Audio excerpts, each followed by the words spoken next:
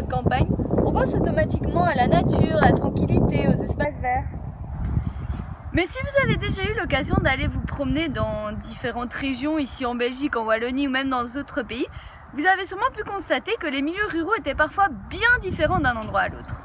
On distingue en effet en Wallonie deux types de structures agraires, le milieu de bocage et le milieu d'open field. Afin de bien comprendre la différence entre ces deux types de milieux, je vous propose de venir observer les maquettes suivantes. Nous avons ici une maquette représentant un paysage de bocage et ici une maquette représentant un paysage d'open field.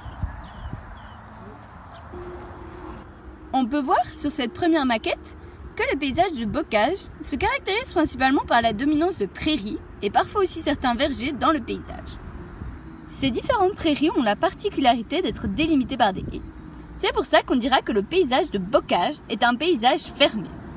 On constate également dans le paysage de bocage que l'habitat est relativement dispersé, ce qui va entraîner également le fait que le réseau routier sera très dense afin de relier entre elles ces différentes habitations. Nous retrouverons ce paysage de bocage par exemple dans les villages d'Aubel et de Charneux situés en pays de Herbe.